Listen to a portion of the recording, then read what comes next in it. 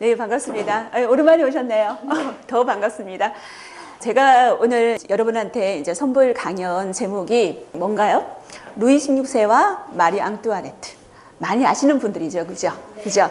그래서 프랑스 혁명을 겪었던 이 두 부부가 사는 법, 여기에 대해서 한번 강의를 한번 해보도록 하겠습니다. 원래 제가 이 12월 달 강연은 이게 아니었었어요.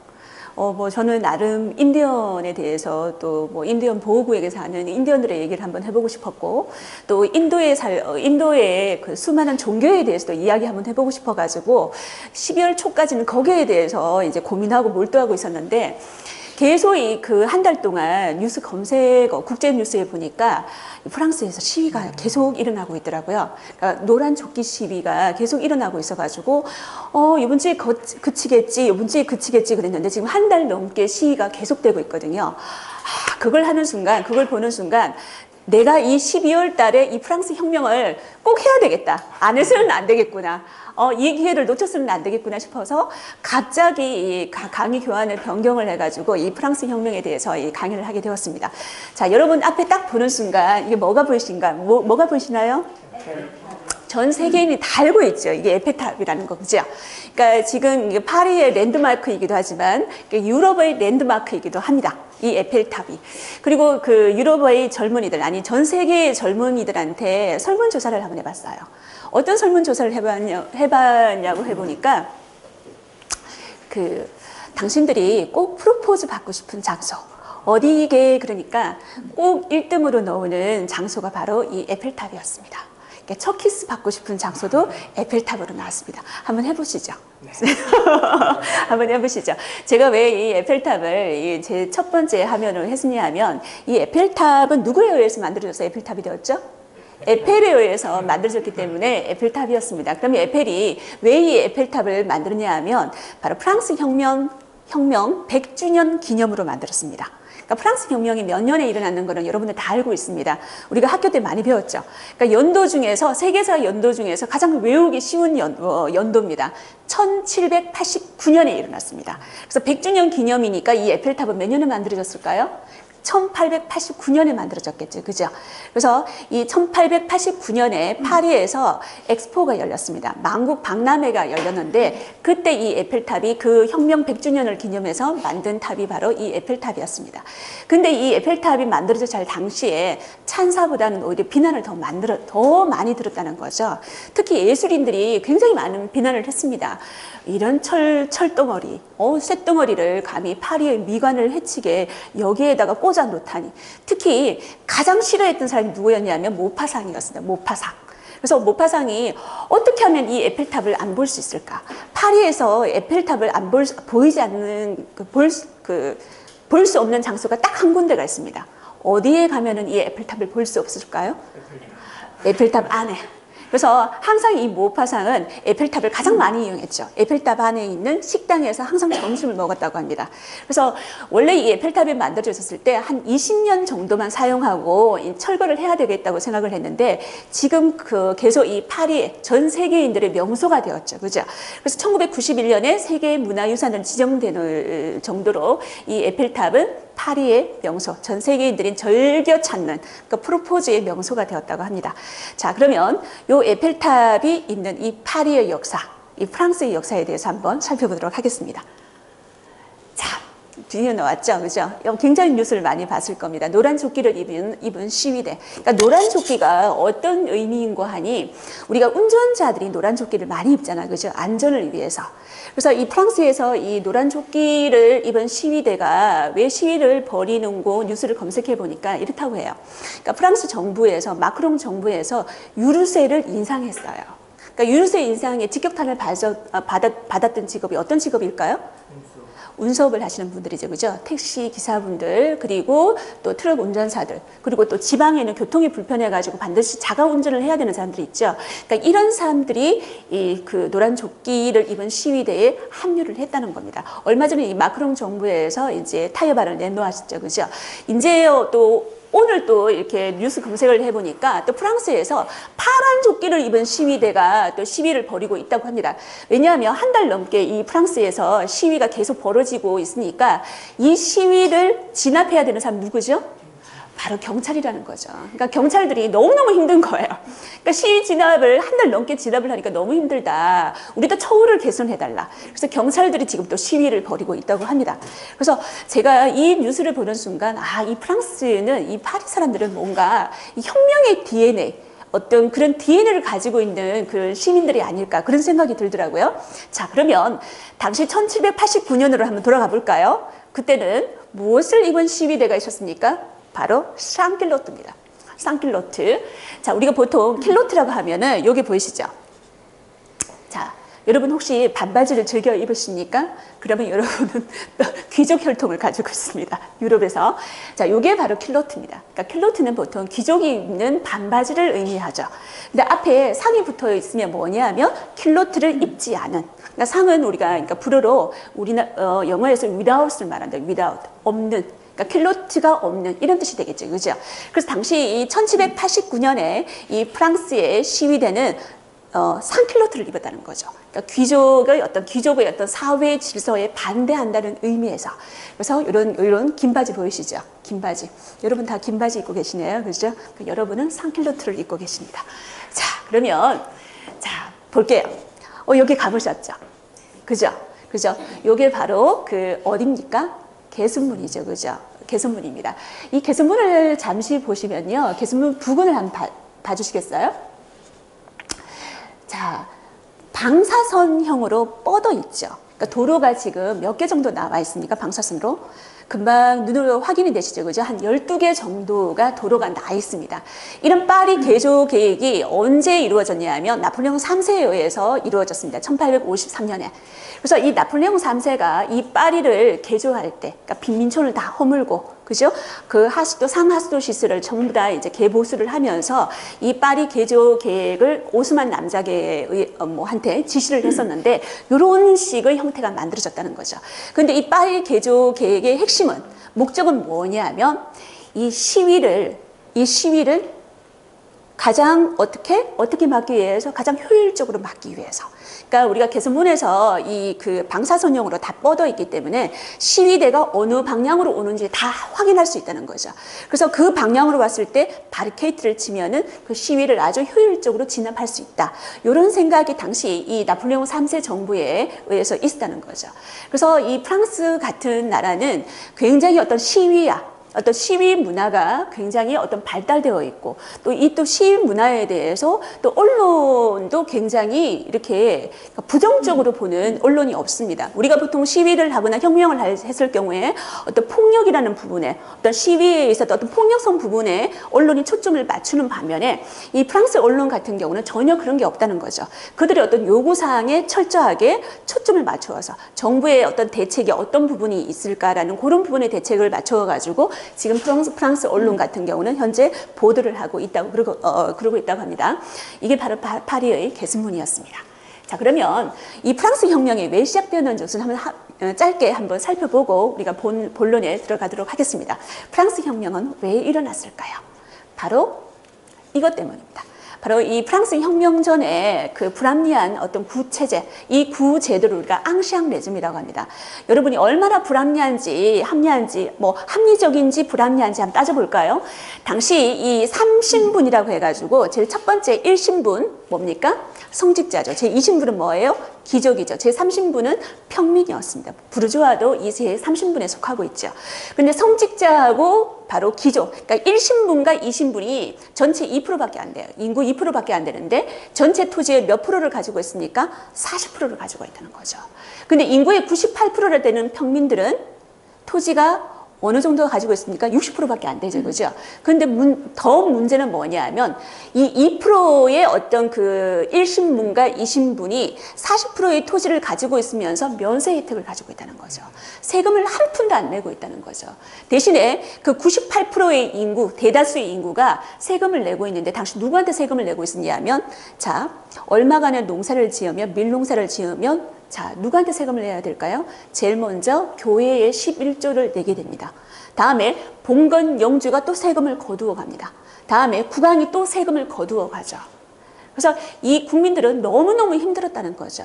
그런데 여러분 참 희한하지 않습니까? 왜냐하면 이 세금 제도가 수백 년 동안 계속 내려왔던 세금 제도였는데 왜 하필이면 1789년에 이 사람들이 여기에 대해서 의문을 제기하고 반기를 들었을까요? 반기를 들었을까요? 바로 사람들이 각성을 했다는 겁니다. 그 각성을 시킨 사람들이 누구냐면 바로 계몽주의자였다는 거죠. 그죠? 자, 그러면 우리가 이때가 18세기인데 18세기는 과학이 굉장히 발달했습니다. 과학혁명이라고 그래서 굉장히 과학이 많이 발달을 해가지고 더 이상 이제 국민들은 종교인들의 말을 고지고대로 믿지 않습니다.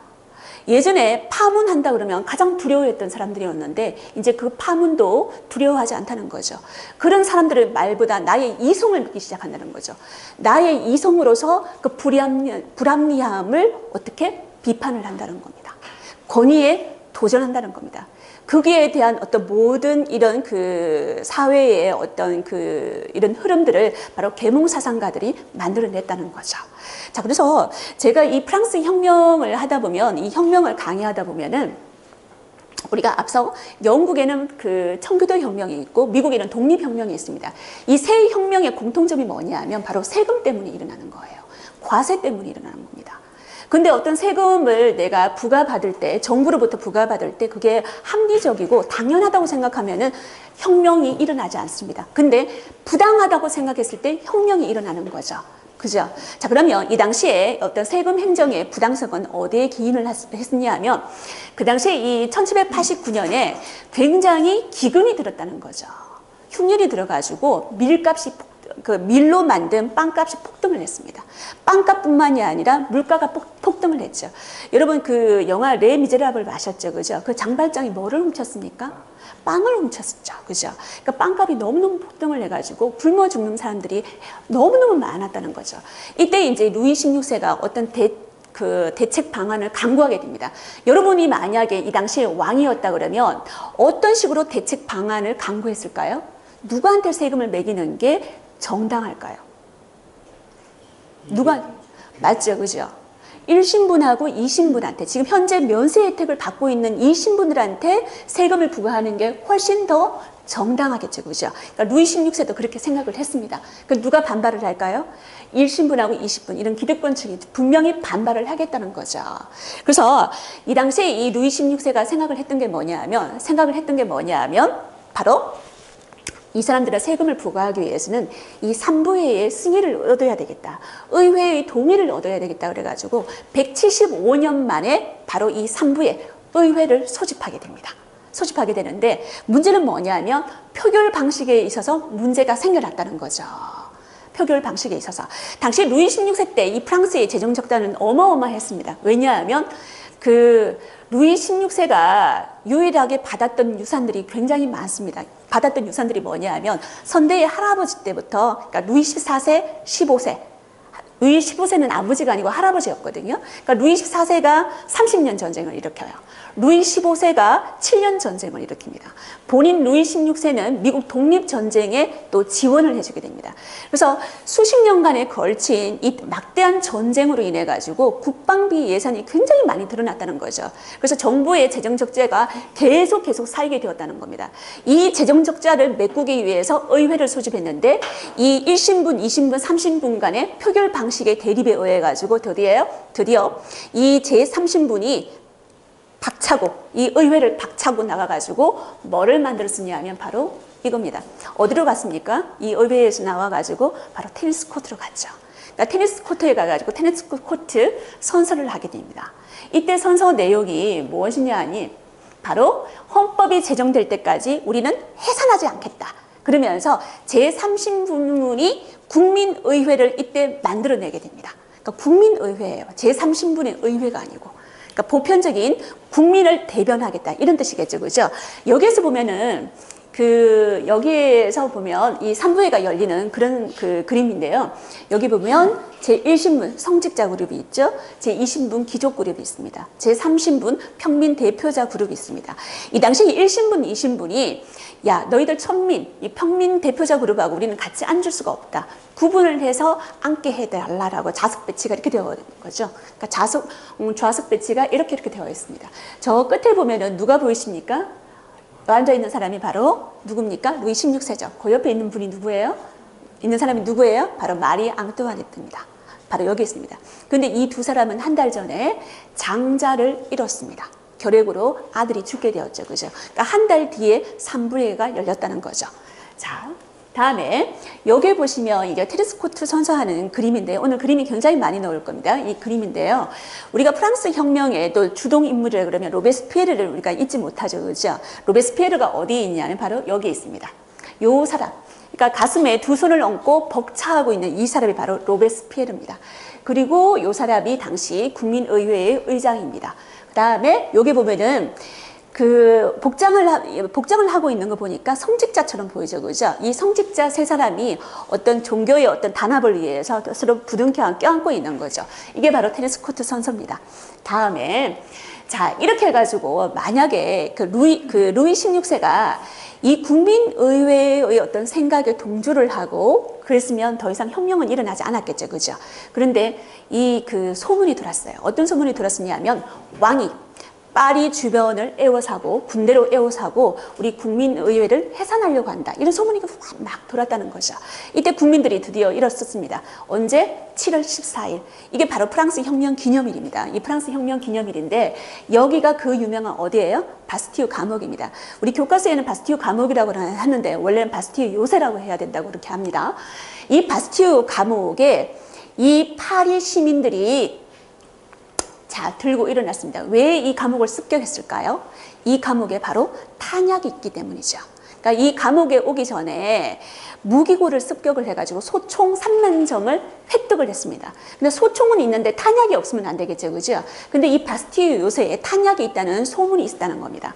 그리고 이 바스티유 요새는 바로 절대 왕정의 상징과 같은 그런 존재였습니다.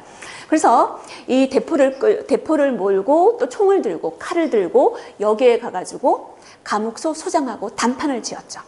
그래서 감옥소 소장이 알았다. 우리는 무기를 주겠다라고 했는데 여기에서 누가 오발탄을 발사를 했다는 겁니다. 그러니까 성남 군중 뒤에서 오발탄이 쏘아져 가지고 누가 한 명 사망을 하게 되는 겁니다. 시위가 어떻게 됐겠어요? 더욱더 불타올랐겠죠. 그죠? 이때 이제 감옥소 소장이 성남 군중들에 의해 가지고 거리로 끌려 놓습니다. 질질 끌려 놓게 됐죠. 그죠? 나중에는 결국 목을 참수당하게 됩니다. 그리고 성남 군중은 이 창에다가 감옥소 소장의 목을 꽂아가지고 전리품인 양 들고 파리 시내를 활보하게 되죠. 이게 바로 바스티유 감옥의 습격이었습니다. 근데 이 감옥인데 감옥에는 누가 있어야 돼요? 죄수가 있어줘야 되겠죠. 그죠? 근데 죄수가 달랑 몇 명? 7명밖에 없었습니다. 그 중에 몇 명은 전부 다 잡범이고요. 몇 명은 정신병자라고 또 이렇게 해가지고 수용이 되었다고 그렇게 얘기를 하죠. 그죠? 자, 이 바스티유 감옥 습격으로 인해 프랑스 혁명은 시작되었습니다. 그래서 나중에 결국은 프랑스 혁명이 지방으로 다 번지게 되었고, 루이 16세는 뭐를 승인하게 됩니까? 바로 인권선언을 사인하게 되는 거죠. 바로 구제도의 사망 증명서가 되겠습니다. 여기 보시면 인간과 시민의 권리 선언이라고 이렇게 적혀 있죠. 그죠? 지금 현재의 어떤 현대 민주주의 토대가 되는 그 문서가 바로 인권선언이 되겠습니다. 여기 보시면 인간은 출생과 더불어서 자유로운 존재이며 평등한 권리를 가지고 태어났다. 뭔가 가슴이 짠하지 않습니까? 태어나면서부터 자유와 평등의 권리를 가지고 태어났다. 다음에 마지막에 한번 봐주시겠어요? 제3조를 한번 봐주시겠습니까? 모든 주권의 원천은 누구한테 있다? 국민에게 있다. 이게 바로 오늘날 민주주의의 근간이 되고 우리나라 대한민국의 헌법에도 그 기초가 되어 있죠. 그죠? 이게 바로 프랑스 혁명에서 나왔다는 겁니다. 그래서 이렇게 이제 프랑스 혁명이 귀결되어졌는데 저는 보통 이제 프랑스 혁명에서 다른 부분으로 한번 접근을 한번 해보고자 합니다. 바로 루이 16세와 마리 앙뚜아네트. 이 사람 둘의 인생을 살펴보면서 프랑스 혁명이 어떻게 전개되었는지 한번 살펴보도록 할게요. 제일 첫 번째, 루이 16세입니다. 보기에 성격 참 좋게 보이지 않습니까? 그죠?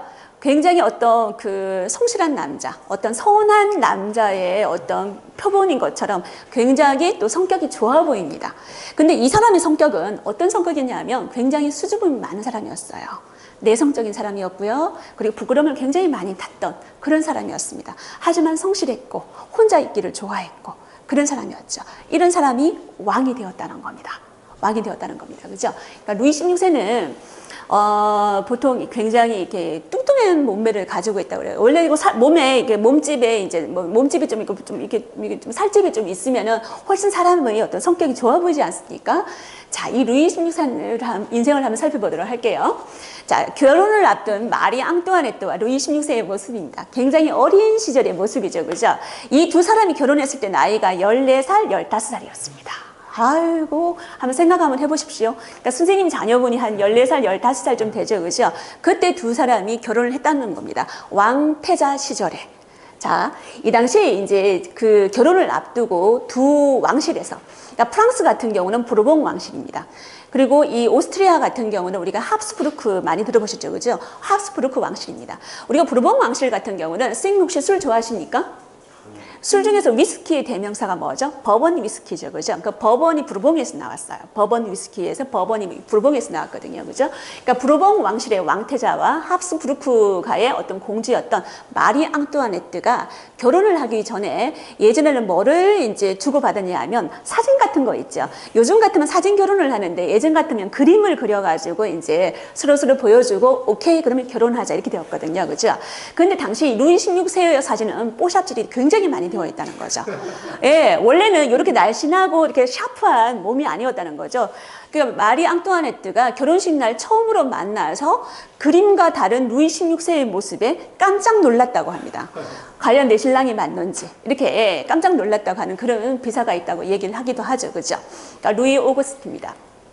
이 두 사람. 자, 그런데 아까 제가 얘기를 했었잖아요. 그죠? 이 루이 오거스트 같은 경우는 어떤 유산을 받았다고요? 선대 할아버지로부터 막대한 부채를 상속받았던 그런 상속자였습니다. 그러면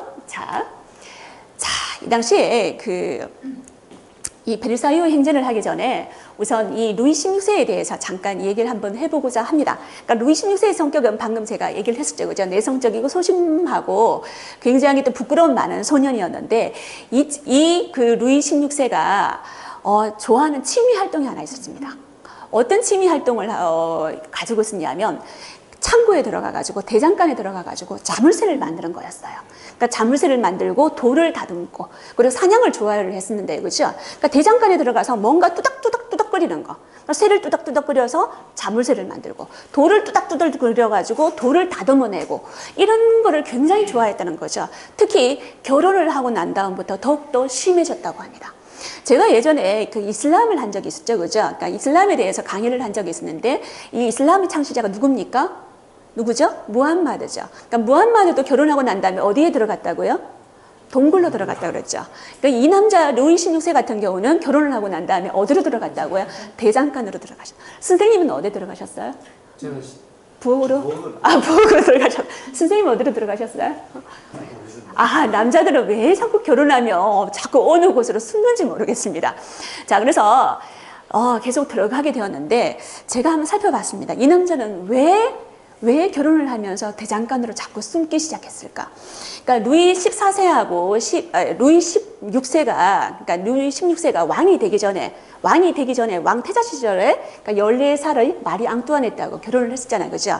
그러니까 당시에 이 결혼과 그러니까 첫날 밤은 공개된 장소에서 하게 되어 있습니다. 그러니까 프랑스의 어떤 그 왕실의 어떤 규칙이라면 규칙인 거죠. 그러니까 출산 장면도 공개가 되고요. 그러니까 이 왕비가 출산하는 장면이 모든 사람들한테 다 공개가 됩니다. 그리고 그것도 이 보는 사람도 신분에 따라서 신분이 높은 사람은 가까이에서 볼 수 있고 신분이 약간 떨어진 사람은 귀족 자기가 약간 낮은 사람은 약간 멀리서 볼 수 있고 이게 다 공개가 되어 있다는 거죠. 그리고 이 첫날 밤 합방하는 장면도 그 소수 몇 명에 의해서 공개가 되어 있다고 하죠. 그러니까 14살, 15살 어떤 어린 신랑 신부가 첫날 밤에 공개가 됐습니다. 잘할 수 있을까요? 뭐를 잘할 수 있을까요? 잘 못했겠죠. 그죠? 이때부터 굉장히 국민들이 그러니까 루이 16세가 하는 그 첫날 밤에 하는 행동을 보고 그 귀족들이 굉장히 실망을 했다고 합니다. 앞으로 이 왕태자가 태어나기는 걸렸구나. 한참 뒤에나 태어나겠구나 라고 실망을 많이 했다고 하는 거죠. 하니 했는데 정말 귀족들의 우려에 맞게 그러니까 7년 동안 후계자가 태어나지 않는 겁니다. 후계자가 태어나지 않는 거예요. 그래서 당시 이 왕비의 역할이 뭐냐 하면 이 왕실의 후계자를 낳는 게 가장 큰 역할이었는데 우리 보통 보면은 자식이 없는 게 여자 때문인가요? 남자 때문인가요? 그죠? 근데 그 당시에는 모든 자식이 없는 게 누구 때문이다? 마리 앙뚜아네트. 여성, 그러니까 여자 때문이다. 왕비 때문이다.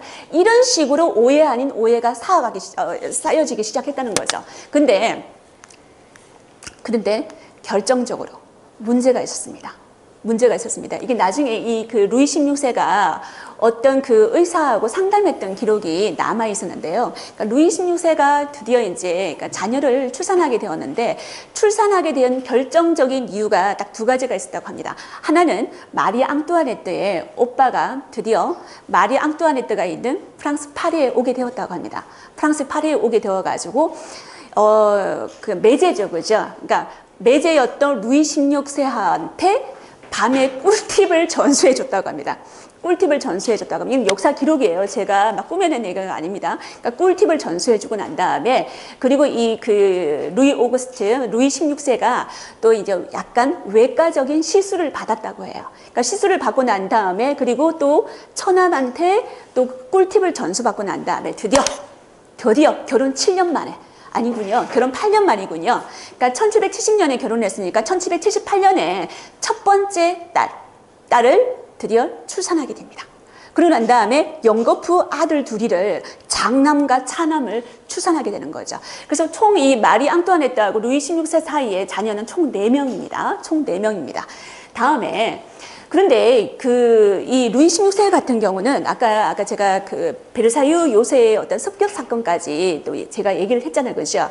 그 다음에 어떻게 운명이 전개되는지 지금부터 한번 살펴보도록 하겠습니다. 베르사유 행진이죠. 여기 있는 그 사람들을, 시민들을 보시면 누가 있습니까? 여성입니까? 남성입니까?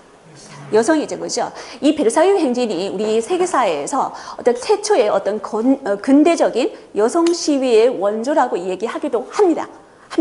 근데 여기 자세히 살펴보면요, 남자도 있어요. 중간중간에 보시면 여장을 한 남자들이 끼워져 있습니다.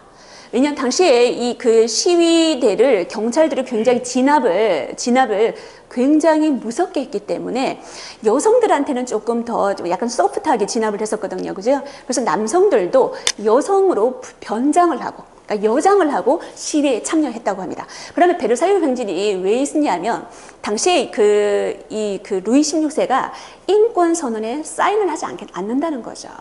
그러니까 사인을 더 요구를 하고, 그리고 이 물가 폭등하고 빵값이 막 폭등되는데 이 당시에 가장 타격을 입었던 사람들이 누구냐 하면 바로 주부들이잖아요. 그죠? 그러니까 식량 부족이라든지 어떤 물가 폭등, 빵값이 너무 높아지면은 내 자식과 내 남편이 어떤 굶어 죽는 걸 보면은 그 엄마들이 참을 수가 없는 거죠. 그죠? 근데 여기에 보시면 여성들이 굉장히 건장함을 여러분들이 보시게 될 거예요. 특별하게 몇 명이 건장하게 보이죠? 여기 보면은 포를 들고 가는 아주머님들 보이시죠? 포를 끌고 가는 아주머니들. 그죠? 여기 보면 특히 이 파리 시내에서 생선 가게를 하시는 아주머니들 있죠? 그러니까 생선의 머리를 자르는 칼을 들고 생선 머리를 탁탁 자르고 있는 그런 생선 가게 하는 아주머니들이 특히 많이 참여를 했다고 해요. 그래서 건장하시는 아주머니들이 굉장히 많습니다. 그래서 이 대포를 끌고 몇 시간 동안 시위를 했으냐면 바로 파리에서 베르사유까지, 왕이 있는 베르사유까지 6시간을 행진했다고 합니다. 근데 이 대포는 그 포탄이 장착되어 있지 않는 이거예요. 화차라고 뭐라고 하죠? 그러니까 대포를 태운 차량이라 해야 되나? 수레라고 할 수 있죠. 그죠? 이거를 이제 6시간 동안 끌고 왕한테 가는 거죠. 베르사유 궁전으로 가는 거죠. 자, 그런데 이 사람들이 그 베르사유 행진을 했을 때 그 마리 앙뚜아네트가 무슨 말을 했다고 했죠? 빵을 달라고 하니까 뭐라고 했다고요? 케이크를 먹으면 되지. 이런 그 말을 했다고 하죠. 그죠? 근데 그거는 나중에 제가 다시 한번 이야기를 하겠지만 루머였다고 얘기하기도 합니다. 자, 그래서 여기 베르사유 궁전에 왔던 이 여성 시위대는 어떻게 했냐면 베르사유 궁전을 지키고 있던 보통 스위스 용병이라고 하죠. 그죠? 이 근위병들을 또 죽이게 만듭니다. 근위병을 또 죽게 만들고 그리고 근위병의 목을 쳐가지고 생선 목을 따듯이 근위병을 목을 따고 역시 또 창에다가 그 목을 끼웁니다. 끼워가지고 마리 앙뚜아네트에 있는 그 침실로 달려가게 되죠. 그러니까 마리 앙뚜아네트는 당시에 이제 루이 16세에 있는 침실로 빨리 급히 도망을 갔다고 합니다. 그러니까 시위대가 베르사유 궁을 완전히 점령을 했는 거죠. 그래서 이 루이 16세하고 이 마리 앙뚜아네트를 바로 파리로 끌고 갑니다. 파리로 끌고 갑니다. 여기 가면은 보면 틸러리 궁이라 되어 있죠. 이 궁에다가 가두어 버립니다. 그러니까 왕과 왕비를 이 틸러리 궁에다가 가두어 버리죠. 지금 이 틸러리 궁, 티일리 궁이라고 하는데 지금은 볼 수가 없습니다. 여기에 이제 갇혀 있던 루이 16세와 마리 앙뚜아네트는 파리에서 시민들의 계속적인 감시 아닌 감시를 받게 되는 거죠. 그러면 여기 계속 있고 싶을까요? 어떻게 하고 싶어요? 탈출하고 싶죠. 드디어 탈출을 감행합니다. 이 사건이 굉장히 중요한 사건입니다. 프랑스 혁명에서 바로 바렌 도주 사건이라고 합니다. 바렌 도주 사건. 이 바렌이 어떤 지역이냐면 여러분 아까 마리 앙뚜아네트는 어느 나라 출신의 왕녀입니까? 오스트리아 출신이죠. 그죠? 그래서 이 시위대를 피해서 갈 수 있는 곳, 가장 안전한 곳이 어디라고 판단했을까요? 오스트리아라고 판단을 했겠죠. 그죠? 그래서 오스트리아로 탈출하려고 했다는 거죠. 오스트리아로. 자, 그런데 문제는 뭐냐 하면 왕과 왕비가 탈출을 하는데 왕과 왕비만 탈출하는 게 아니죠. 그의 자녀들도 있고 그의 식솔들도 있고 그리고 이 마리 앙뚜아네트의 어떤 그 신우들도 있고 뭐 또 이렇게 뭐 여러 친척들이 있을 거 아니에요. 한꺼번에 다 가야 된다는 거죠.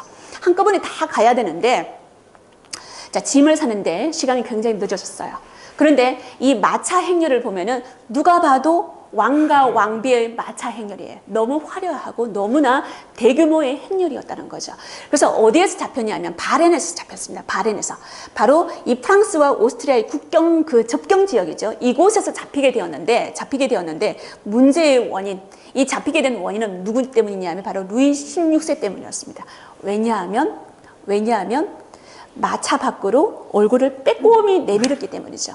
만약에 이 마차 밖으로 얼굴을 빼꼼히 내밀지 않았다면 어쩌면 갈 수 있었을지도 모릅니다. 왜냐하면 이 당시에 이 마차를 이제 마차 행렬을 세우고 그러니까 여권을 검색해야 될 거 아니에요, 그죠? 그러니까 여권을 검색하는 우체국장이 있었습니다. 당시 이 마을에 바렌 마을의 우체국장이 루이 16세를 알아봤다는 겁니다. 뭐를 보고 알아봤습니까? 당시에 이 프랑스의 주화에 누가 새겨져 있습니까? 루이 16세의 얼굴에 새겨져 있다는 거죠. 이 주화랑 이 마차에서 빼꼼히 우체국장을 바라보고 있는, 나를 바라보고 있는 루이 16세하고 얼굴이 똑같다는 거죠. 이때 이제 루이 16세하고 마리 앙뚜아네트가 도망가다가 잡혔다. 이런 내용이 국민의회에 전달되게 되고 이 두 사람은 다시 어디로 압송되게 됩니까? 파리로 압송되게 되죠. 이제 파리로 압송되어서는 그 틸르리 궁에 갈 수가 없어요. 그러니까 이 틸르리 궁을 습격하는 성난 민중들이 보이십니까? 이 민중들이 보이시죠? 왜냐하면 이 왕이 우리 국민들을 버렸다. 이런 식으로 이제 성난 군중들이 인식하게 되는 거죠. 왕이 우리를 버렸다. 그죠? 그래서 성난 민중들이 틸르리 궁을 습격하고 난 다음에 자, 어디에 가둬버립니까? 바로 탕플 앳 기사단 건물, 그러니까 탕플 감옥이에요. 이 감옥에다가 마리 앙뚜아네트, 루이 16세 또 그의 자녀들을 이 감옥에다가 다 가두어 버린답니다.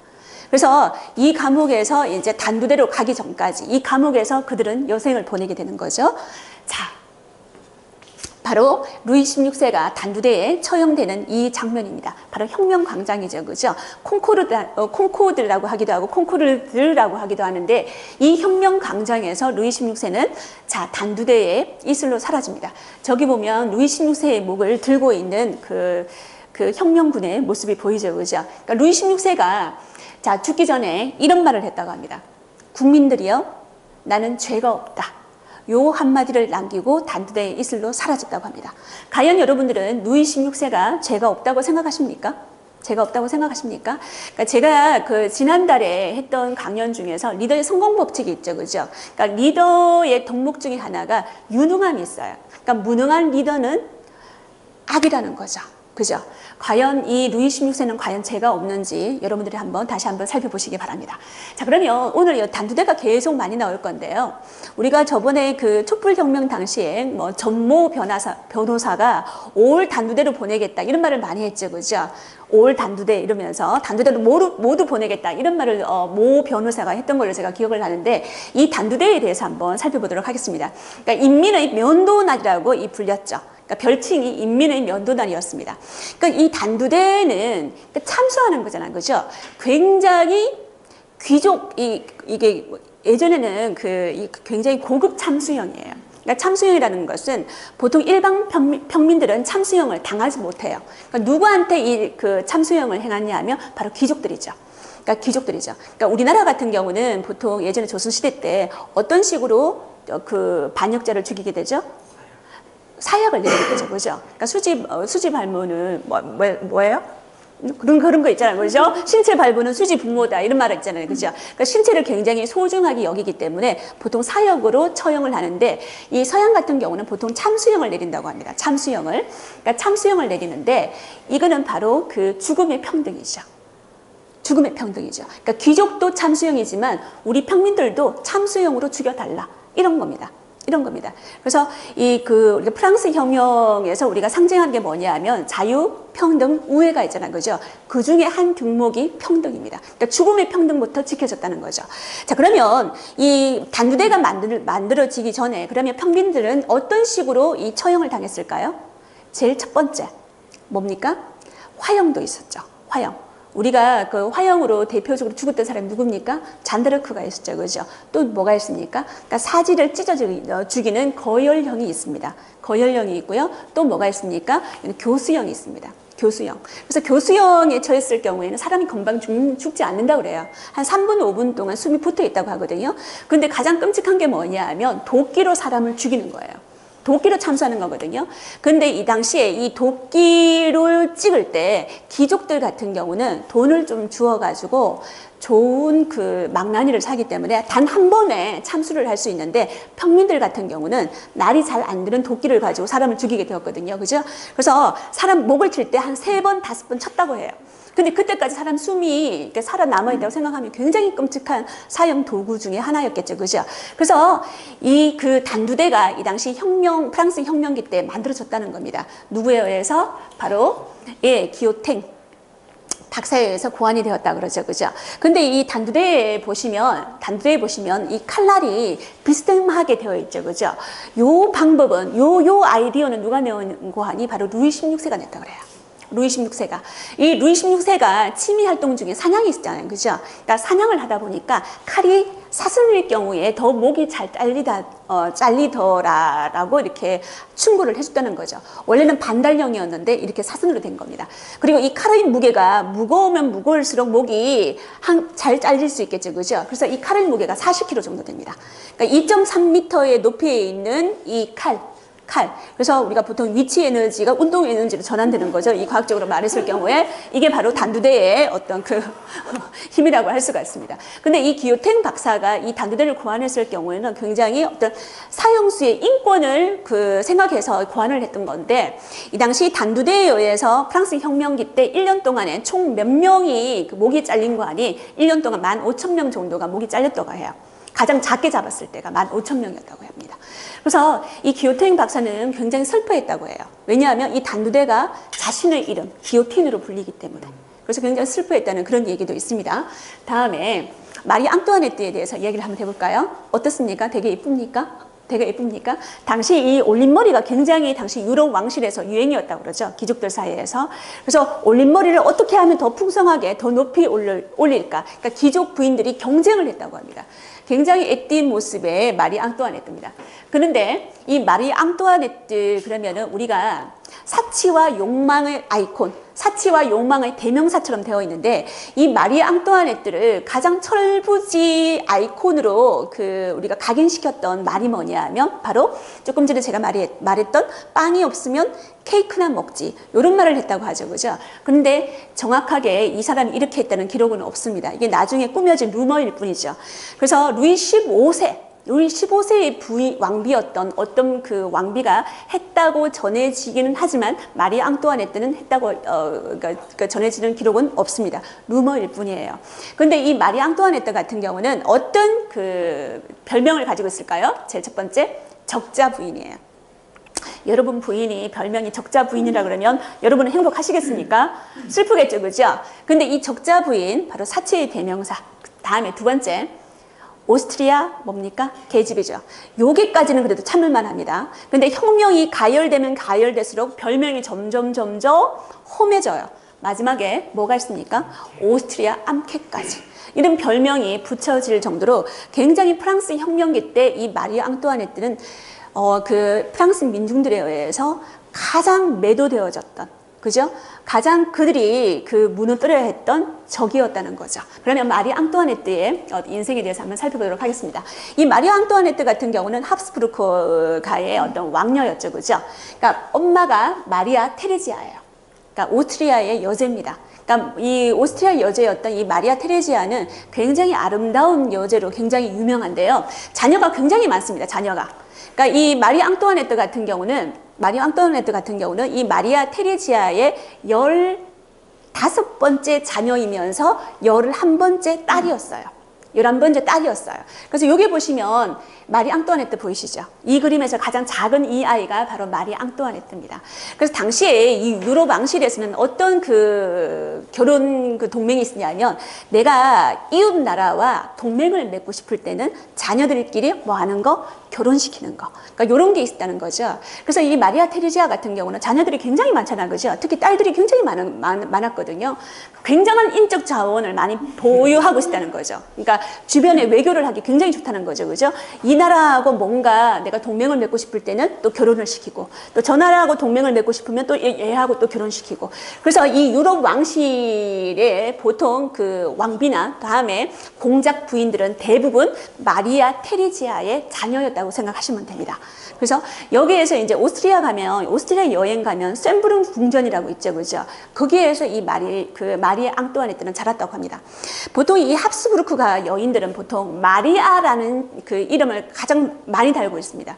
왜냐하면 마리아라 그러는 것은 성모 마리아의 이름이죠, 그죠? 그러니까 세례명을 보통 마리아라고 합니다. 그래서 마리아 테레지아 그리고 마리 앙뚜아네트 뭐 이런 식으로 전부 다 마리아라는 칭호를 전부 다 가지게 되고 있어요. 다음에 두 번째.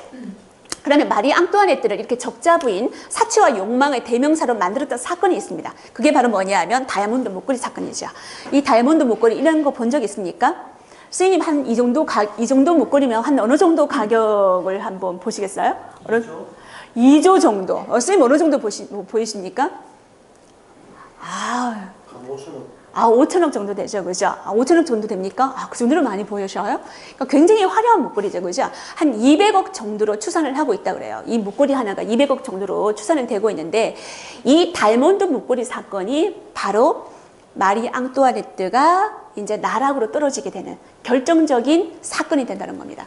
여기 보시면 괴테가 나와 있습니다. 우리가 괴테, 독일의 문호죠, 그죠? 다이아몬드 목걸이 사건은 프랑스 혁명의 뭐다? 소곡이다라고 얘기를 합니다. 그러면 이 다이아몬드 목걸이 사건에 대해서 조금 한번 잠깐 전모를 한번 살펴보도록 하겠습니다. 이 다이아몬드 목걸이 사건의 전문은 이렇습니다. 저 왼쪽 상단에 보이시는 분 있죠? 이 사람이 누구냐면 바로 루이 15세입니다. 루이 15세. 자, 이 루이 15세한테도 굉장히 할 얘기가 많지만 이 루이 15세 같은 경우는 굉장히 많은 애첩을 둔 사람으로 굉장히 유명합니다. 그러니까 여자를 굉장히 많이 밝혔다는 거죠, 그죠? 근데 루이 15세가 가장 사랑했던 그 애첩이 있습니다. 이 애첩은 이 베르사유 궁에 데리고 와서 살 수 있을 정도로, 오히려 루이 15세보다 오히려 이 사람이 더 유명할걸요, 역사에. 마담 디바리 부인입니다. 디바리 부인이라고 하는 이 애첩입니다. 그래서 이 목걸이는 원래 이 루이 15세가 애첩이었던 마담 디바리 부인은, 따라해 보시겠어요? 디바리 부인. 발음하기, 디바리 부인 되게 발음하기 힘드네요, 그죠? 이 디바리 부인을 위해서 만들기 시작했다고 해요. 그러니까 보석상한테 부탁했다고 해요. 그런데 뜻밖의 루이 15세가 천년도로 갑자기 죽어버리는 거예요. 그래서 보석상 같은 경우는 만들어 놨는데, 돈 줄 사람이 죽어버린 거예요. 그래서 이걸 어떡하나 들고 있었겠죠, 그죠? 이때 누가 나타나냐면 바로 로앙 추기경과 라모트 백작 부인이 나타났습니다. 이 두 사람이 사건의 주모자였죠. 그러니까 로앙 추기경 같은 경우는 오스트리아 대사였습니다. 그러니까 마리 앙뚜아네트의 고향이었던 오스트리아의 대사였는데 이 오스트리아 대사 시절에 이 마리 앙뚜아네트에 대해서 악소문이 담긴 팜플렛을 제작을 해가지고 많이 돌렸다고 해요. 그래서 마리 앙뚜아네트를 많이 디스를 했겠죠, 그죠? 그래서 이 마리 앙뚜아네트한테 완전히 우리가 보통 속된 말로 찍혔다 그러죠, 그죠? 찍힌 사람으로 어떻게 하면 내가 다시 마리 앙뚜아네트의 어떤 신임을 얻어가지고 내가 관직을 얻을 수 있을까? 그런 것만 고민을 했던 사람이죠, 그죠? 그런 사람한테 누가 접근을 했습니까? 야, 저는 이 라모트 백작 부인을 보고 깜짝 놀랐습니다. 이런 사기꾼도 없다. 정말 대단한 사기꾼이다. 우리가 궤도 루팡 이런 거 어린 시절에 많이 봤잖아요, 그죠? 궤도 라모트 백작 부인입니다. 어떻게 이 백작 부인이 이 목걸이 사건을 조작하는지 한번 살펴보도록 하겠습니다. 이 라모트 백작 부인이 자 로앙 추기경한테 접근을 합니다. 자, 당신이 마리 앙뚜아네트의 시인을 얻고 싶다고? 자, 마리 앙뚜아네트는 이 다이아몬드 목걸이를 가지고 싶어해. 원래 이 다이아몬드 목걸이를 이 마리 앙뚜아네트한테 팔려고 했으나 마리 앙뚜아네트가 거부했다고 해요. 내가 지금 우리 왕실의 어떤 그 적자가 심해가지고 내가 이 목걸이를 살 형편이 아니다. 내가 있는 것도 많다. 이것까지 내가 보석 창고에 둘 필요는 없다. 이러면서 거부를 했다고 해요. 그래서 어떡하나 하고 있는데 이 라모트 백작 부인이 로앙 추기경한테 접근을 했죠. 거짓말을 합니다. 왕비가 내한테 연락이 왔다. 다시 이 목걸이를 가지고 싶어 한다. 네가 만약에 자, 이 목걸이를 마리 앙뚜아네트한테 준다면 이 앙뚜아네트 왕비는 당신한테 신임을 보낼 것이다. 이렇게 말을 했다는 거죠. 그러고 난 다음에 이 라모트 백작 부인이 로앙 추기경을 베르사유 궁전으로 보냅니다. 그래서 비너스상 앞에서 마리 앙뚜아네트를 만나게 했어요. 그럼 마리 앙뚜아네트는 당시 로앙 추기경한테 당신이 나한테 목걸이를 주겠다고? 좋아. 그럼 당신한테 관직을 주겠다. 이렇게 말을 했다는 거죠.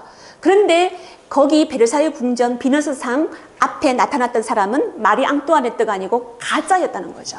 가짜 마리 앙뚜아네트였다는 거죠. 라모트 백작 부인이 당시 창녀 니콜, 그러니까 이 니콜을 마리 앙뚜아네트처럼 변장을 시켜가지고 연극을 시켰다는 겁니다. 그래서 이 로앙 추기경은 깜빡 넘어갔다는 거죠. 누구나 이렇게 다 속을 수밖에 없는 상황이라는 거죠. 그래서 이 라모트 백작 부인이 보석상한테는 자 마리 앙뚜아네트가 그 왕비가 이 보석을 주문했다. 내가 전달해 주겠다. 그래가지고 이 다이아몬드 목걸이를 받고 다음에 로앙 추기경한테 네가 대금을 결제를 해줘야 되겠다. 그래서 그 200만 불호라는 엄청난 대금을 야, 현금 내가 전달해 줄게. 내한테 달라. 그러니까 돈도 받고 목걸이도 받았다는 거죠. 그러고 난 다음에 어떻게 도망을 가버렸다는 거죠. 그런데 이 사건이 어떻게 알려졌냐 하면 당시 이 보석상이 그 대금을 결제를 받기 위해서 그 영수증을 이 베르사유 궁전에 청구를 했는데 마리 앙뚜아네트 나는 그거 한 적 없는데 산 적 없는데 이렇게 됐다는 거죠. 그래서 사건의 전모가 밝혀져가지고 여기 형사님이 계시네요. 사건의 전모가 밝혀져가지고 라모트 백작 부인을 잡아들였죠. 그러니까 로앙 추기경 같은 경우는 중간에 속았기 때문에 이 사람 무죄 석방이 되었고 라모트 백작 부인은 감옥에 그러니까 평생 종신금고형으로 이제 가두어 놨는데 더 재밌는 것은 뭐냐면 이 사람 탈출을 했다는 겁니다. 감옥을 탈출을 해가지고 이웃나라로 도망을 갔다는 거예요. 대단하지 않습니까? 그래서 이 라모트 백작 부인이 탈출하면은 어떤 일이 일어나냐면 라모트 백작 부인의 남편이 대신 그 형을 살게 돼요. 그래서 그 형을 살게 되는데 옛날에 프랑스에서는 형을 살면은 감옥에 그냥 가둬 놓지 않습니다. 그러니까 레미제라블 보면은 그 장발장이 어떻게 합니까? 갤리선에 보내가지고 노를 젓게 되죠, 그죠? 그래서 그 남편은 라모트 백작 부인의 남편은 어떻게 되냐 하면 감옥에 종신형으로 갇혀 있다가 부인 대신에 갤리선에 가가지고 노를 젓게 된다는 거죠. 대신에 이 라모트 백작 부인 같은 경우는 그게 다른 나라로 타국으로 도망을 가가지고 또 회고록을 작성합니다. 목걸이를 받았던 사람은 진짜 마리 앙뚜아네트가 맞다 그러면서. 그래서 오히려 이 프랑스 사람들은 오히려 라모트 백작 부인의 말을 점점 믿게 된다는 거죠. 그러니까 마리 앙뚜아네트가 완전히 프랑스 시민들의 눈 밖에 나게 된 결정적인 계기가 된 사건이 바로 이 다이아몬드 목걸이 사건이었습니다. 재밌죠, 그죠? 다음에 근데 과연 왕비는 어떤 사람이었냐면 이 왕비 같은 경우는 굉장히 오히려 소소한 걸 좋아했습니다. 근데 왕실이라는 거에 베르사유 궁전이라는 게 화려한 감옥이었거든요. 화려한 감옥이었는데 이 뿌띠 그 트리아뇽 같은 경우는 이 결혼을 하면서 루이 16세한테 받았던 별장이었어요. 굉장히 소박하죠. 이곳에서 염소를 키우면서 올림머리도 내려놓고 간편한 옷을 입으면서 여기에서 소소하게 염소도 키우면서 아이들하고 뛰놀았던 그런 왕비가 바로 마리 앙뚜아네트였다는 거죠. 자, 마리 앙뚜아네트의 자녀들입니다. 보시겠습니까? 자, 근데 이 그림을 보면서 여러분들이 어떤 그 그림이 상상이 되지 않습니까? 상상이 되지 않습니까? 여러분 혹시 그 르네상스 그림 중에서 화가 중에 라파엘로의 성모상 있죠? 그러니까 성모상의 어떤 그 성모의 모습하고 굉장히 흡사하지 않습니까? 이게 바로 세계사에 그 우리가 남을 수밖에 없는 가장 정치적인 그림이라고 해요. 왜냐하면 적자 부인이라고 굉장히 더 씌워져 있기 때문에 이 그 브로봉 왕실에서 안 되겠다. 그림을 하나 그려야 되겠다. 굉장히 자녀를 사랑하고 가정적인 여성으로 이 마리 앙뚜아네트를 미화시켰던 그림이죠. 자녀가 지금 3명 있죠. 그죠? 원래 제가 4명이라고 했는데 3명밖에 없습니다. 원래는 저기 보면 요람 속에 막내딸 소피가 들어 있어 줘야 돼요. 근데 이 그림을 완성했을 때 그 소피가 결핵으로 또 죽게 돼버린 거예요. 그래서 나중에 그 아이를 이 그림에서 지웠다고 합니다. 그래서 세계사에서 진짜 우리가 그 굉장히 이게 굉장히 정치적인 그림으로, 그러니까 마리 앙뚜아네트를 미화하는 그림으로 굉장히 유명한 그림입니다. 자, 이 마리 앙뚜아네트하고 큰딸 마리 테레즈고요. 그러니까 마지막까지 살았던 그 프랑스 혁명 때 우리의 죽게 되는 루이 사르르입니다. 루이 17세라고 하죠. 그죠? 자, 그런데 나머지 2명은 어떻게 되었을까요? 한번 볼게요. 그러니까 전체 4명의 자녀 중에서 첫째 마리 테레즈만이 가장 오래 삽니다. 72살까지 살게 되죠. 그죠? 그러니까 샤를 10세의 아들인 앙굴람 공작과 결혼을 해가지고 72세까지 살게 됩니다. 다음에 루이 조제프 1789년, 그러니까 혁명이 일어났던 그 해, 그러니까 한 달 전에, 그러니까 산부의 소집 한 달 전에 사망했던 그 장자가 바로 루이 조제프였습니다. 다음에 아까 루이 사르르였죠. 그죠? 1795년, 그러니까 혁명 이후에 죽게 되는데, 엄마 마리 앙뚜아네트가 죽고 난 그 해에, 그 이듬해에 죽게 되는데, 임파선 결핵으로 사망합니다. 그러니까 이 루이 사르르라고 하기도 하고, 루이 17세라고 하기도 하는데, 얘가 굉장히 불쌍하게 최후를 마감하게 됩니다. 그러니까 혁명군이 어떻게 하냐면 이 루이 17세를 구두수송공이었던 사몽인가 이런 그 구두수송공한테 교육을 맡깁니다. 그래서 매질을 당하게 되었다는 거죠. 매질과 학대로 거기에 굉장히 스트레스를 받게 되고 결국은 부모님이 다 이렇게 형장의 이슬로 사라지자 스트레스로 결핵으로 또 죽게 되는 사람이 누구냐면 루이 17세였습니다. 그리고 아까 1787년에 사망했던 막내딸 소피 같은 경우, 그러니까 자녀 중에서 이 마리 앙뚜아네트 같은 경우는 그러니까 3명의 자녀, 아니 살아생전에는 2명의 자녀가 죽게 되는 그런 모습을 보게 되었죠, 그죠? 그래서 엄마 마리 앙뚜아네트 같은 경우는 굉장히 어떤 비운의 엄마가 아니었을까라고 생각이 되는 겁니다. 자, 이 마리 앙뚜아네트가 마차에 태워져 끌려가는 모습인데요. 이 당시에 자크 루이 다비드라 그래가지고 우리가 지난달에 제가 나폴레옹의 그림을 보여준 적이 있었죠. 그죠? 대관식 그림을 보여준 적이 있는데 그 화가가 그렸던 그림이에요. 마지막 모습이었습니다. 마리 앙뚜아네트 마지막 모습이었습니다. 어떤 모습이에요? 머리가 짧게 잘려져 있죠. 그죠? 그러니까 단두대를 가기 전에 머리를 잘랐던 그런 모습이었습니다. 자, 그런 모습이었을 때 왠지 숙연해지지 않습니까? 자, 마리 앙뚜아네트가 죽기 전에 그 모습을 또 그렸던 장면이었습니다. 자, 그래서 지금 현재 이 마리 앙뚜아네트하고 루이 16세는 어디에 있냐면 바로 프랑스 왕실의 묘지 생드리 성당에 있습니다. 그래서 이 루이 16세가 먼저 죽고 난 그 다음에 이제 마리 앙뚜아네트가 단대에 죽었기 때문에 시신을 마구 던져놨다고 해요. 그러니까 말이 던져놔가지고 시신을 찾을 수가 없었는데, 그러니까 1815년이 되었어야지 이 루이 16세하고 마리 앙뚜아네트의 시신을 찾았다고 해요. 근데 찾을 때 결정적인 증거가 되는 게 뭐였냐면 합스부르크 왕실의 특징적인 신체적인 조건이 있습니다. 바로 주걱턱이었어요. 그러니까 마리 앙뚜아네트의 그림을 제가 보여줬는데 그것도 약간 뽀샵이 된 거죠. 그죠? 이 왕실은 근친간에 결혼을 했기 때문에 이 주걱턱이 계속 상속이 된다고 그래요. 이게 유전이 된다고 그래요. 그래서 그 턱을 보고 이 마리 앙뚜아네트다 라고 알았다는 거죠. 그래서 이 생드리 성당에 묻혀지게 되었는데, 여기 보시면, 요 중앙에 보시면 요게 지금 관 2개가 있습니다. 루이 16세의 관이 있고 마리 앙뚜아네트의 관이 이 속에 있습니다. 그리고 그 안에 보면은 루이 16세의 마리 앙뚜아네트 조각상도 보이시죠? 그죠? 자, 다음에, 자, 이 로베스피에르, 우리 그 혁명을 주동했던, 그러니까 공안위원회를 이끌면서 모든 혁명에 반대하는 사람을 단두대로 보냈던 사람이 역시 누굽니까? 변호사 출신의 로베스피에르였습니다. 이 사람도 역시 어디로 갔습니까?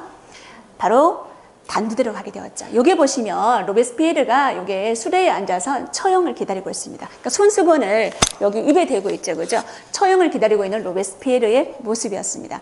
이렇게 해서 이제 혁명은 로베스피에르의 죽음과 동시에 반동이 오게 되는 거죠. 테르미도르의 반동이라고 하는데 반동이 오게 되고 혁명은 서서히 저물게 됩니다. 오늘 여러분들이 프랑스 혁명을 전체적으로 보시게 되었는데, 자, 이 프랑스 혁명을 살펴보면서 여러분은 어떤 생각을 하셨습니까? 자, 여기 손자 애공편에 보면, 손자가 아니고 순자였는데, 순자 애공편에 보면, 잘못 적혀 있네요. 순자의 애공편에 보시면, 통치자는 배와 같고 백성은 물과 같아서 물은 배를 안전하게 항해하도록 할 수도 있지만 배를 침몰시켜 버릴 수도 있다. 뭔가 뜨끔하지 않습니까? 지금 정치인들, 위정자들이 보면은 굉장히 뜨끔할 겁니다.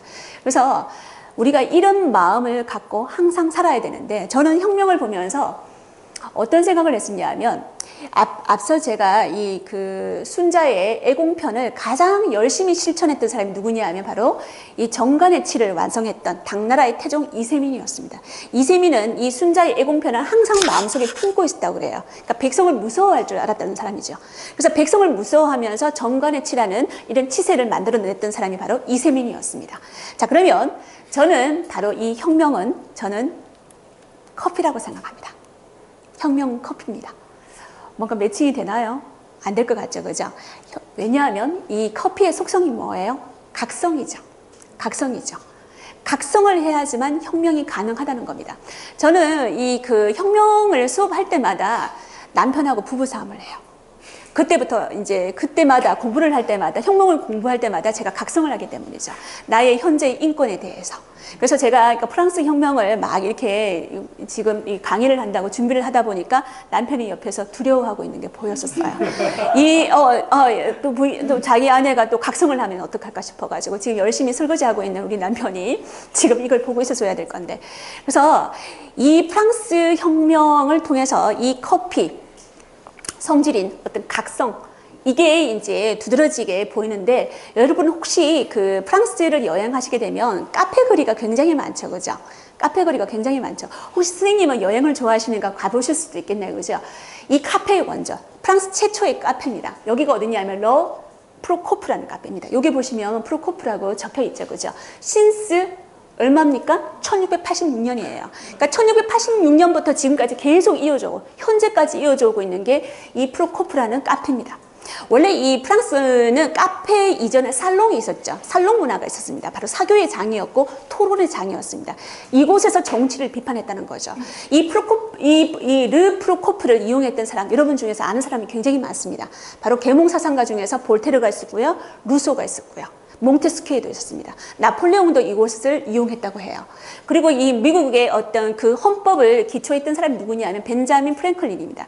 이 벤자민 프랭클린이 이 카페에서 이 미국 헌법을 초안을 잡았다고 해요. 그만큼 굉장히 명성이 높은 곳이 어디냐 하면 바로 프로코프입니다. 그래서 여러분도 오늘 굉장히 긴 시간, 각성이 안 되었죠, 그죠? 긴 시간 굉장히 힘들었을 건데, 커피와 같이 각성의 힘을 가지고 여러분들의 현재의 인권에 대해서 한번 생각 한번 해보시기 바랍니다. 특히 선생님 한번 인권에 대해서 한번 생각 한번 해보시고, 자유와 평등, 그리고 또 이 프랑스 혁명에 남겨놓았던 우애의 가치에 대해서 한번 생각해 보시는 시간을 가졌으면 좋겠습니다. 감사합니다. 네.